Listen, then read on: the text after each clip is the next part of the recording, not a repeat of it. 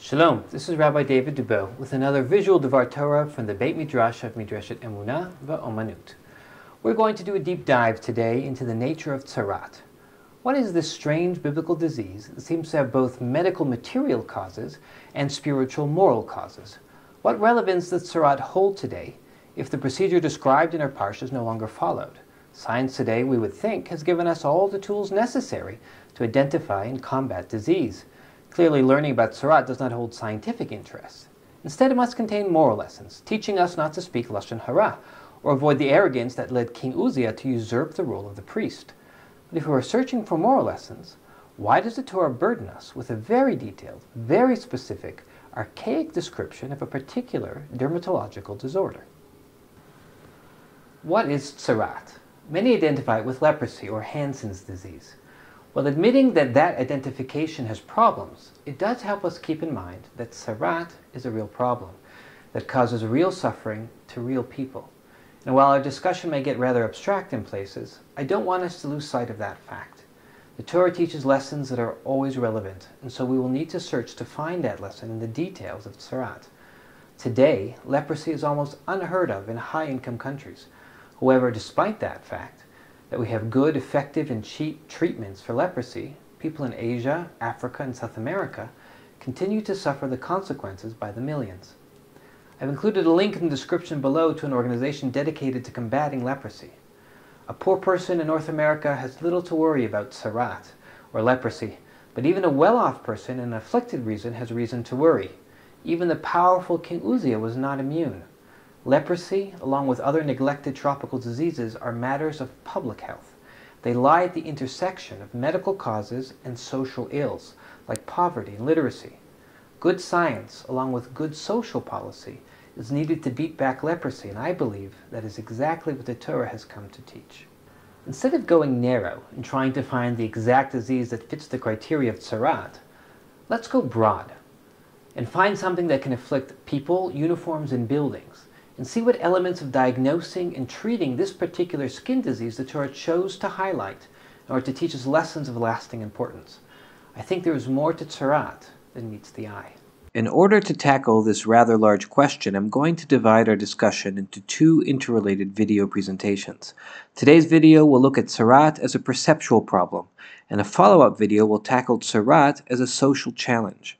Our discussion will take us in a surprising direction, as I will make the claim that Tzara'at is intimately related to the problem of racism. It will take some work to substantiate that claim, but I believe it will return dividends in seeing anew how our Torah continues to speak with relevance and sensitivity to our current predicament. The Torah jumps right in and describes what we are looking for when diagnosing Tzara'at. Adam kieh ba'or b'saro se'et o sapachat o baheret. V'haya ba'or b'saro l'neged Tzara'at. When a person finds a se'et or a sapachat or a baheret on his or her skin, he needs to take it to the Kohen for examination. These white patches of skin are not the disease. They simply define the search area in which we look to see if there is a white hair or a patch of healthy skin which is surrounded by this white patch, or if this patch is perhaps growing. All signs which differentiate a benign patch of discoloration from Tzara'at. The Kohen will look at it, and according to carefully laid out criteria in our parsha, will declare one of three possibilities. 1. Nothing to worry about. 2. Tzara'at, you need to isolate. Or 3. I don't know.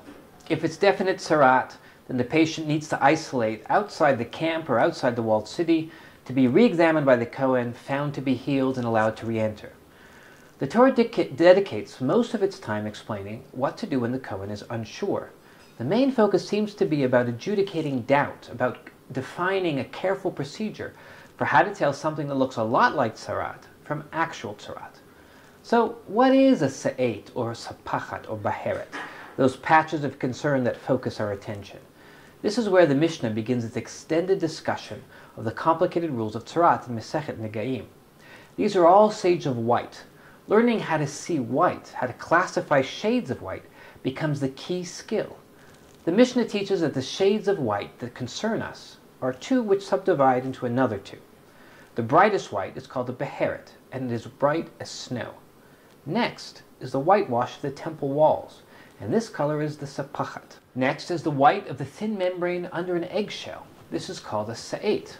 Finally, we have the white of wool. These shades of white set up the outer limits for declaring a nega. Rabbi Meir says if your nega is less white than natural wool, it's not a nega. The rabbis say the least white is the grayish membrane of an eggshell. Duller than that, and there is no nega. There are many details here, and we're going to try not get lost in them.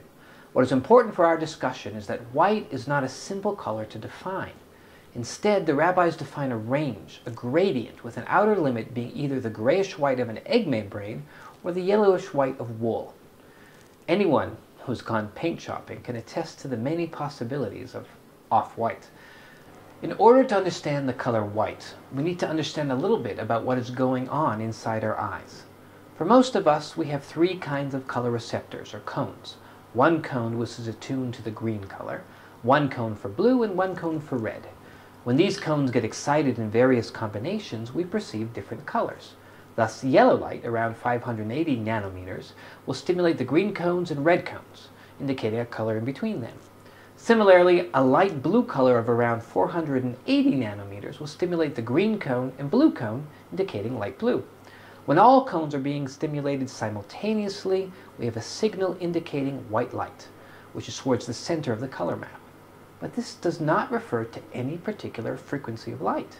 In fact, this combination of different frequencies makes something unique, something which has no quantitative analog in the world of wavelengths.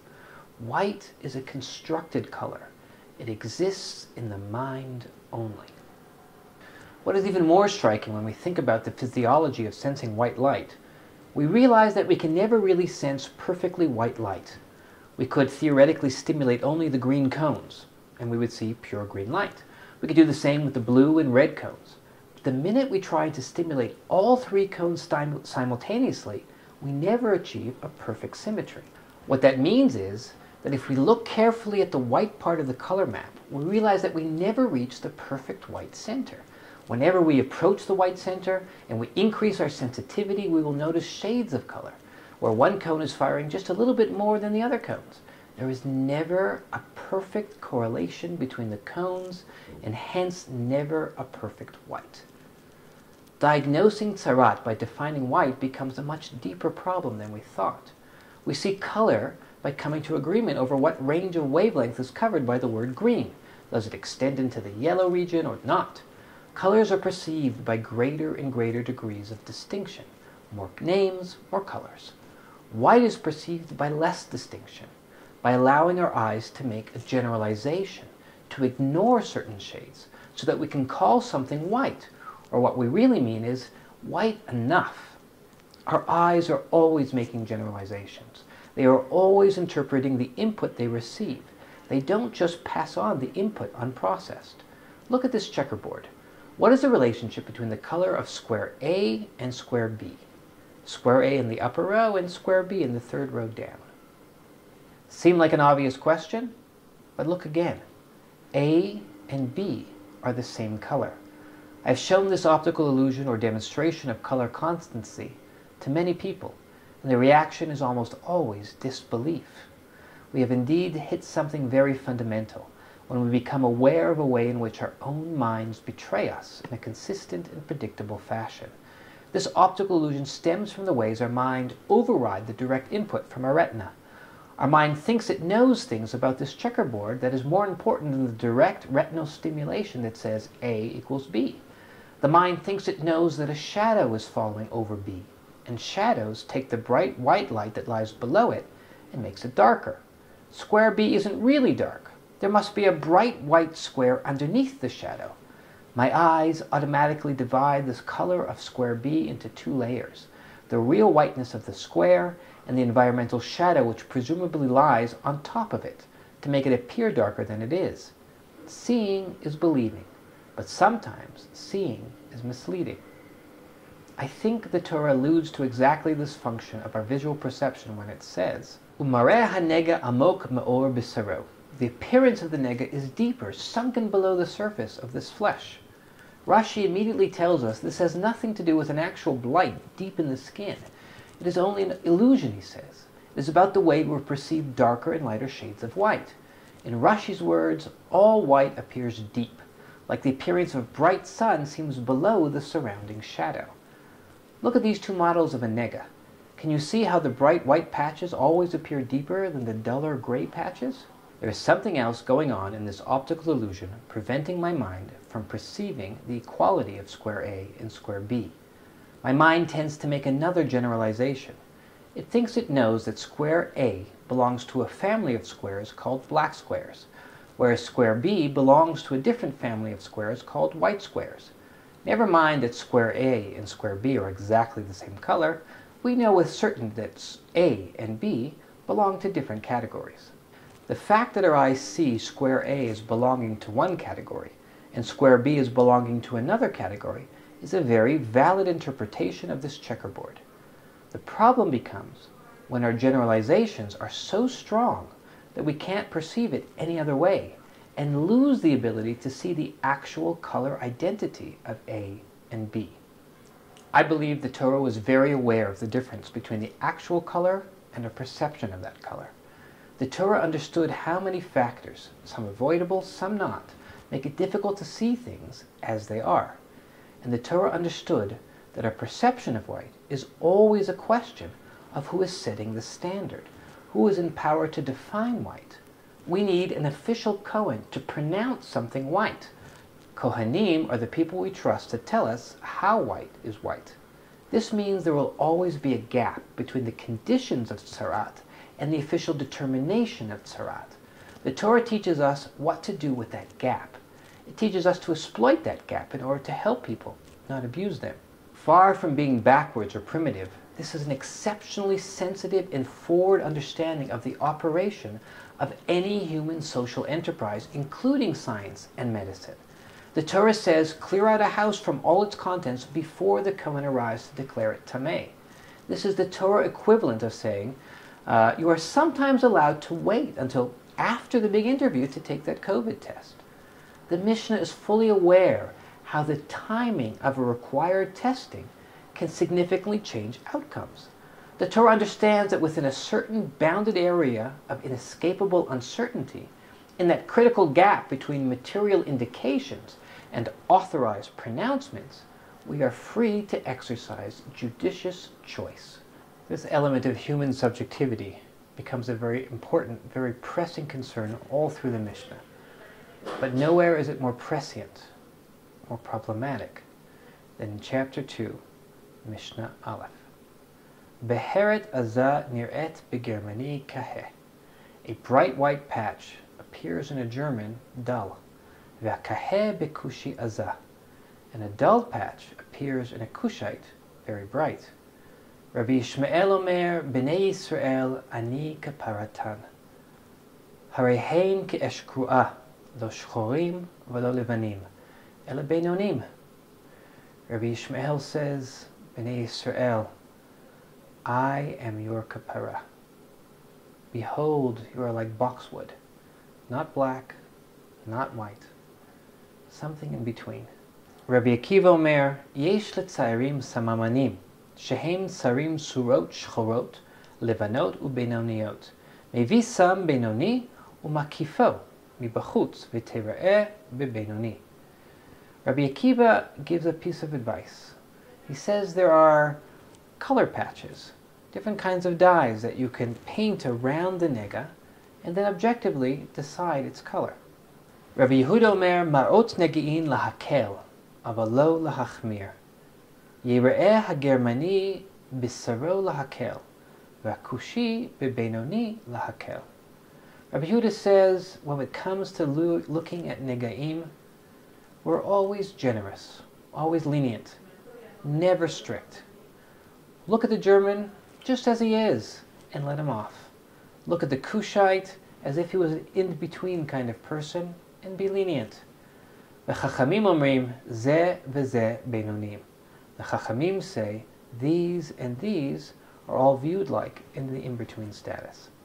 The Mishnah here contrasts the difficulty in defining Tzara'at in two polar opposite races, Germans and Kushites. It should be mentioned that it is the story of a female Kushite, the black wife of Moshe, that precipitates Miriam's bout with Tzara'at. What's the problem with the German? White spots in him don't appear as white by contrast. He tends to get a pass when it comes to Tzara'at, whereas white spots in a Cushite appear worse than the average person. They get called on being a leper more often than average. The Mishnah offers various solutions to this problem of visual bias. Rabbi Akiva suggests we can create an objective measure that we can put up against the nega and ignore the person entirely.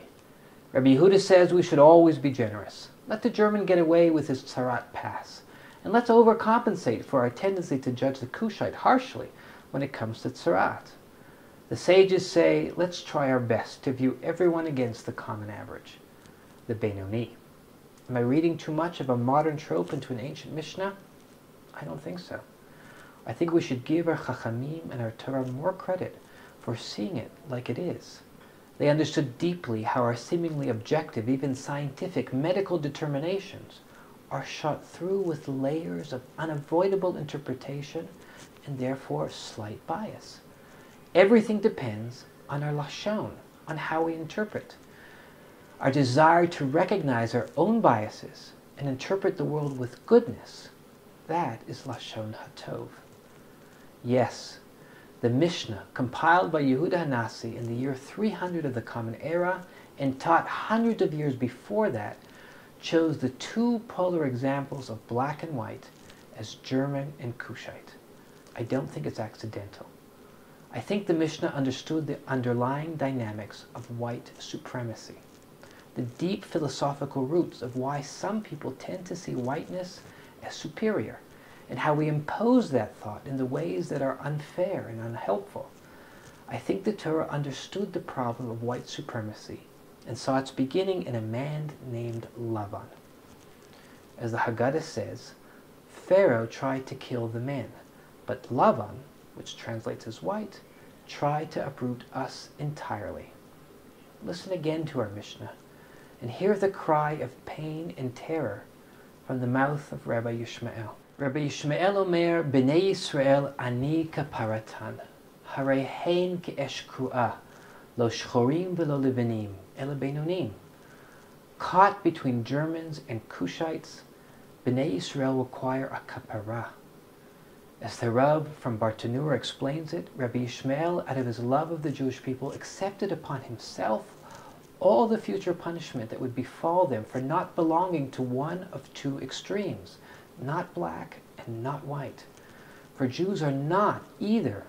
We are the perennial Beinonim. We Jews occupy the middle space. We are every man and every woman. We are undefined by color, by race, by particular nationality, and yet we remain a family. Blood unites us. We can live among all peoples, and we'll never be part of any one of them. We are Beinonim, the eternal other. We can always be available to be blamed as that problematic color, the one we need to put our faults on. We can always be the shade falling on somebody else's sun. But sometimes, that Benoni status is exactly what saves us. King Achashverosh was trying to unite the multicultural reality that was Persia, an empire of 127 provinces, from Hodu to Kush. Persian religion was deeply dualistic and divided the world between gods and realms of light and darkness. Here in Indo-Iran, people first referred to themselves as Aryans, Iranians, and everyone else as non-Aryan, non-noble, low-born. From Hodu to Kush is from light to dark, from high to low. Exactly the inverse of the Torah's definition of whiteness, something sunken, beneath skin level. This king needed a queen that could unite all the people. He needed somebody as a unifying symbol, a model of racial ambiguity.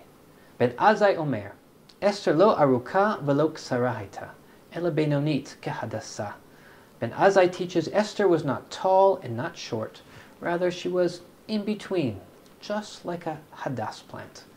Rabbi Yeshua ben Korcha Omer, Esther york roket haita, v'chut shel chesed mashoch aleha.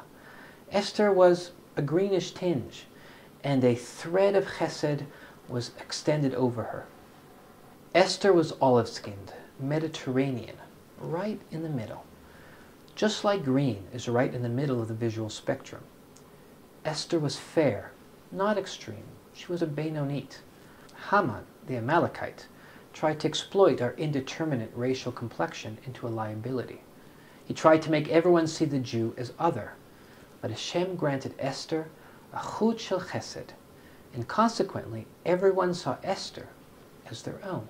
This greenish tinge, yirak roket, olive color, this trait of hadassah can be a blessing and curse. We can be everyone and we can be no one. We can speak all languages and we are the perennial foreigner. I think yirak roket is alluded to in the story of Miriam's Tzara'at, where we began. Va'aviha yarok yarak befaneha, and her father surely spits in her face. Explicitly, that's a curse to be spit upon, but it also means olive-toned, green. Her father considers her face beautiful, like a hadassah, as all good fathers should. We've tried to tell a very big story here, a story with major implications for our society today. I don't think we can solve racism. I think we have to forever contend with racism. I think it is a problem programmed deep into our visual and mental apparatus. Not every difference we perceive, or every equality for that matter, needs to be spoken out loud, pronounced, and given a reality when it might very well be illusory, a function of looking too hard, too deeply, too sharply, not allowing shades to just be shades of a common color, as opposed to dividing everything up into harsh definitions. Racism is a problem which our Torah and sages contend with. We defeat racism to the extent that we understand that it lives inside every one of us, everyone, black, white, and green, and all shades in between. It is created by Lashon Hara, and is defeated by Lashon Hatov. May Hashem grant us wisdom and guard our tongues from evil speech. Shabbat Shalom.